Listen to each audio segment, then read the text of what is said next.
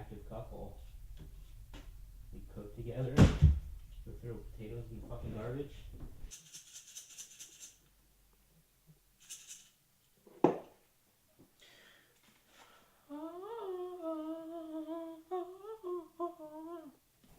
My name is Brandon Boatman, and as a 29-year-old senior at McDaniel College from the Seattle area, I get a lot of questions as to why I came over here or what brought me this way. When everything's said and done, I guess you could say it was fate, really. Just kind of boiled down and became the perfect spot for me. Being that I found my future wife here and a couple of my best friends I've ever had, I'd say fate played a pretty good hand in everything that's come to my way so far. It's weird leaving a big family, especially a tight family, kind of behind and just going across the country to a place you've never been before. I'm happy to be over here right now, but I really do miss home. Anybody that knows me knows I talk about Seattle all the time, that and my diabetes, so going back home, they're really the reason I love it so much. You know, thinking about everything right now, I'm very happy to be where I'm at. I'm very happy to know the people I know and experience the things I've experienced. You know, in those regards, I feel like life's been really, really good for me. But you know, you're never really prepared for everything that life can bring your way.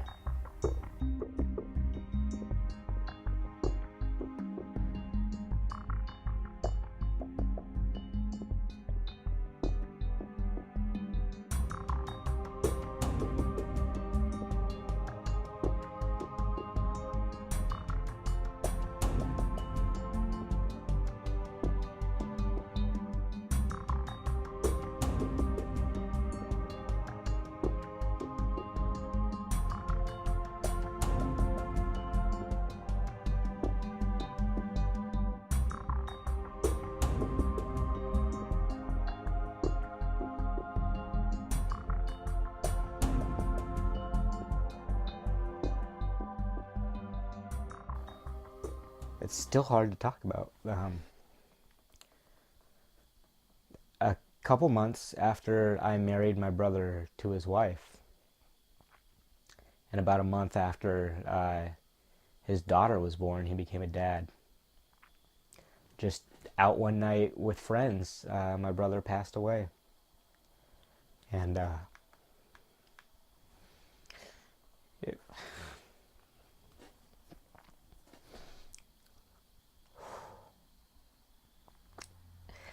it really rocked me. Like, I feel like there might be issues that we haven't talked about, because I haven't talked about this at all, really. The worst thing that I found you can say to someone that's in a situation where they've just lost a loved one is, I know how you feel.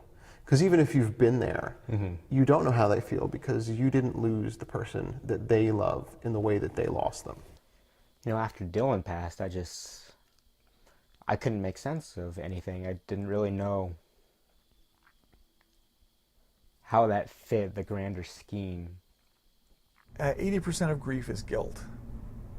I don't know whether I don't know how you can quantify it. Right, I don't know that that's, but I think that, the lesson there is, a lot of what we deal with after someone that we're really concerned about dies is, what we wish we could have done. Right? Yeah. And what we didn't do.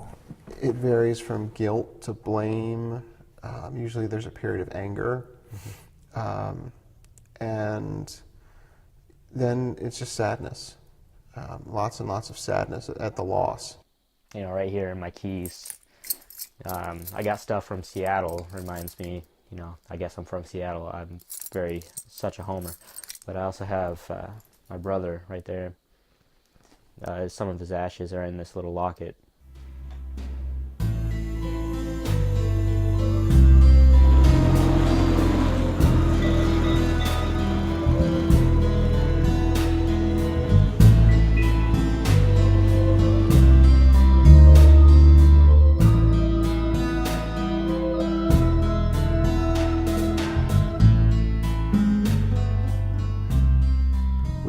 had just gotten to the Christmas tree farm to cut down our tree, the four of us, and the girls were walking ahead of Susan and I got your text and I just told them to go on ahead, and I kept rereading it like, this can't be, I must have misread this, and I just been worried about you ever since. So after Dylan, that was his name, passed, it was kind of like I tried to, obviously you take some time away from everything and just let your mind adapt. Did you take a semester off, or did you come? No, I just came. So you came right back onto campus in the midst of your grief. Right. On the days when you do overreact a little bit to your computer, or like reacting badly or something like that, like I can tell, you know, different people in my life have reacted that way when they're dealing with something that goes a lot deeper than it looks. There are always these inevitable questions, why? Right. Right? Especially when somebody who's younger dies. Those are hard questions to answer, right? Yeah. I don't think we have. I mean, on a physiological level, Right. You can come up with those kinds of answers. It's like, and you know, if you just take it physiologically. We were out at the bars with his wife, just kind of celebrating my return home for the Christmas season, and at the end of the night, we couldn't find him, and he was dead by his truck, and the autopsy didn't really show much. Like, he had a high blood alcohol level, but like not so high that it'd be like, oh, that's obvious. Yeah.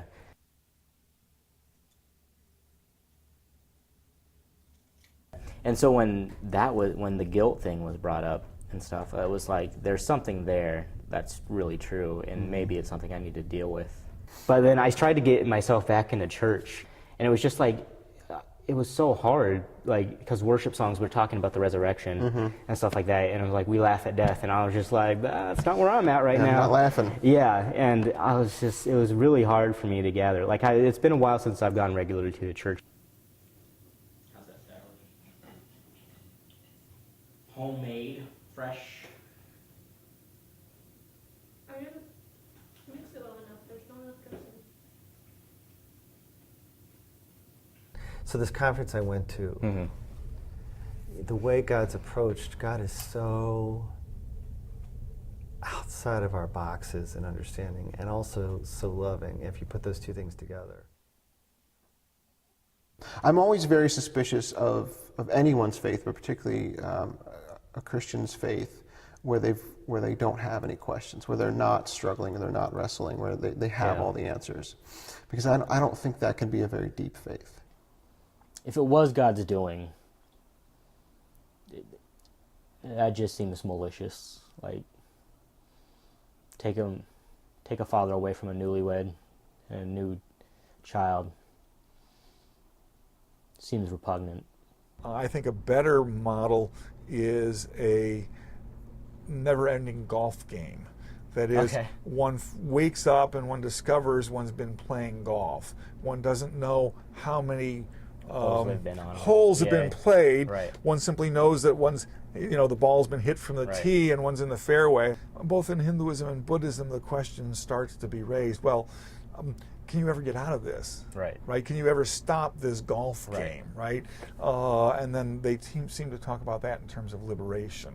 One thing that came out of the conference, that along the lines of what you're saying, is that constant both change and death and renewal is completely hardwired into the universe. That everything dies and then gives new life, transfers life in some way. I usually encourage people more to look for meaning in not in the person's death, but in their life. Because I think that's where the real meaning is found, is not so much in how or when they died, but in who they were to you and what the difference that they made in your life while you were with them. I connect to my brother mostly for me, like when I cook. This is awful.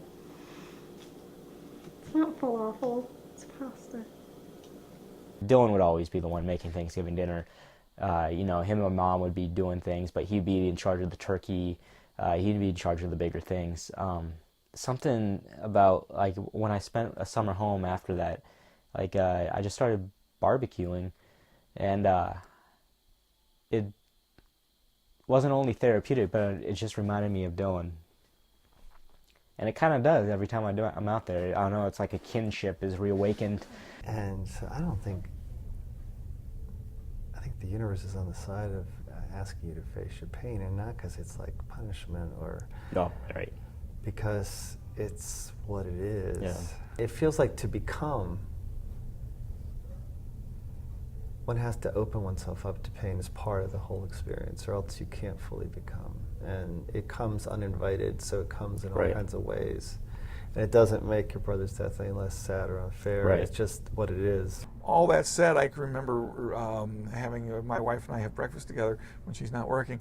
One breakfast conversation, I don't know how I got onto funerals, and we were talking about her funeral. I just burst into tears because it was like, you know, I couldn't imagine. Right, yeah. I couldn't imagine what that situation would be like. When I got to perform their wedding, it was a magical moment for me. Like, I loved it, and they were great, and they're so perfect. I think that's what just ticks me off too. It's like all the work that went in their relationship.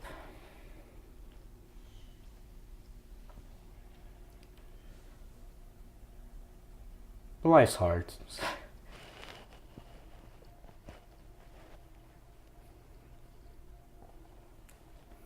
Like, I keep questioning that. And that naturally leads to questioning, like, you know, what's going on now with him, because I don't know, I think my mind just needs it to mean something. We have a patio Okay. at home, and in the summer, if the weather's good, right, we'll dine al fresco, as they say, right? Right. And shortly after my mother died, this little bird started showing up. Yeah. Right? And it became really, really friendly. I mean, it's like, you know, it will sit real close if you're working outside. It comes and watches, and all of these kinds of things. And there's probably a perfectly naturalistic explanation for it, right? There's these birds that would build a nest in the roof we have over our little porch area and so on. And so maybe it was one of those birds that grew up there. Who knows? And it imprinted on us. I don't know, right? But my mother had died. And then we had to put our dog down. Well, was that before or after? I don't really remember. Maybe before then we had to put the dog down. Mm-hmm. And so, you know, this bird starts showing up. It's like, oh, it's either the dog coming back to visit or my mother coming back to visit, right? And we sort of joke about that. Yeah.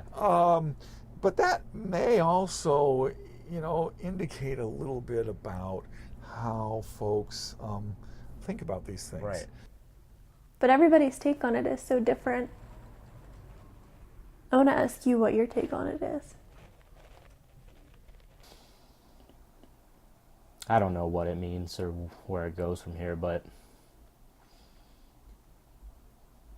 there can be meaning of some sort in it. I just have to find it. Those are places where we can really begin to see just how big God is. And again, not that that's something we should look for in the sense, but there's an opportunity there to see that God is much bigger than we think that He is. And that this isn't, you can't put Him in a box, you can't put life in a box. It's much more complex and mysterious than anything we ever imagined. Do you like pumpkin seeds? Not really. They're not my favorite. I mean, I'll eat them, but I'm not like, woo! You love this one, too. You love romance movies and shows. Do you want to put this pumpkin in some coffee? And so that last night, like, we spent the whole day together. We had a lot of fun that night, like out at the bars and stuff, with his wife and his wife's friends and his friend. My favorite restaurant back home is a pho restaurant. Do you ever had pho, Vietnamese noodle soup? Yes. Oh, yes. Oh, yeah. Yeah, sorry. Yeah. And we went, and it was like my second day back home, and it was 8 o'clock, and he had already closed, but he saw us, and so he let us in. He opened the restaurant just for us. So we got like one last dinner, me, him, and then my little 6-year-old brother. What's your favorite meal? Yeah, my favorite That's meal. very cool. What a we went gift. out. Yeah, so like thinking along those lines, like I'm thankful for that. That wasn't an accident. Right. That there was a gift there.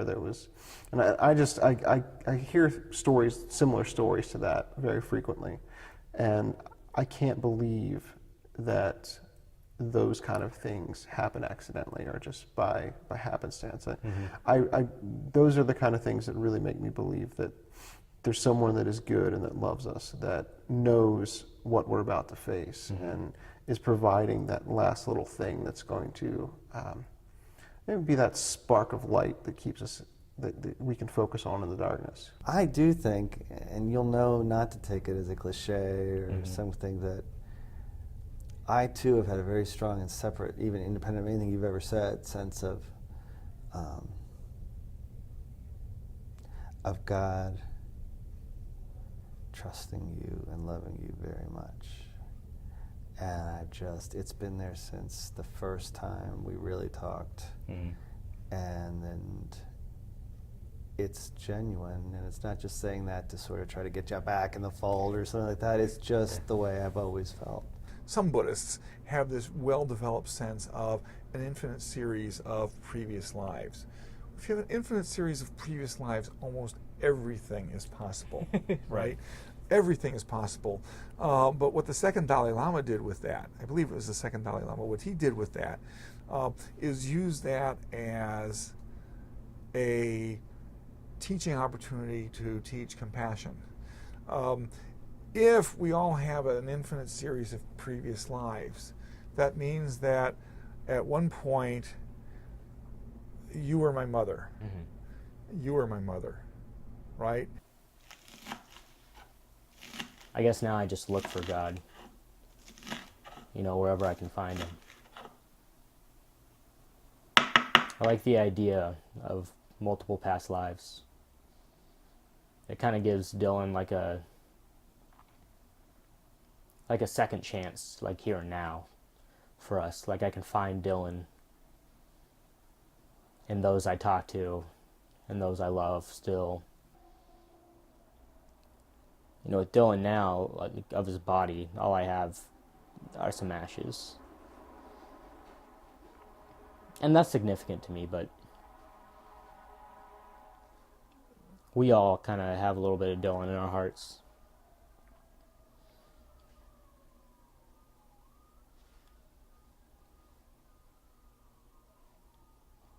I believe in a God that brings dead things back to life. He didn't come to make bad people good. He came to make dead people live. Looking at the world, like looking at spirituality through like a worldview rather than like an evangelical Christian view, has just been kind of just like another step in like the upward trend of life. Yeah. There's a very intrinsic like beauty to kind of every tragedy, where it's just like God's created this universe to work in such a way where it's like, this sucks. Yeah. But there's gonna be some betterness. It's a deep and difficult relationship that, sometimes I feel very close to God. Sometimes I'm angry with God. Sometimes I feel like, I'm talking to the ceiling when I pray. People would probably be shocked to hear a pastor say that. Right. But, I'm learning more and more you can't put God in a box. The older I get and the more I come to know God, the bigger he becomes. And also the more I think I know, the more mysterious he becomes. It's almost a paradox. It makes a big difference, though, if you think it's a benevolent universe or not. Right. Because if it's not a safe place to be. Yeah. I think it is. I know it is. I just know it is. It's nothing else makes sense. Even when you have someone, that's lived a full life in their 90s, the reaction really isn't all that different than if you would lose someone that's much younger. When a person's taken from your life, you have to find a new normal, and that can be a challenge for a lot of people. I do think that it's now part of your story that'll be good in the end and not bad. And you can handle it, and you're handling it. I'm excited for us. Me too. I'm excited for you to meet my family.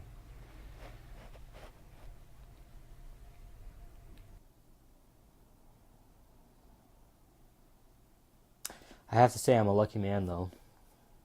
I have a wonderful girlfriend, fiance, great friends, a good best man, a solid best man. We'll see what ends up happening.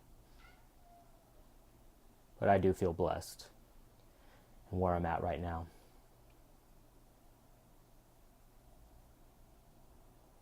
At the end of this school year, on May 16th, I'm getting married to Jennifer, and that is Dylan's birthday. It's the day after finals are finished, so everything just kind of works out. You know, graduation won't be here yet, and nobody really have to deal with finals, at least on that day.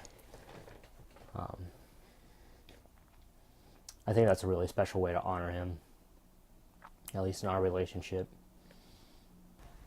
But I love you. I love you. I'm excited you're here with me. Me too. Thanks for being mine.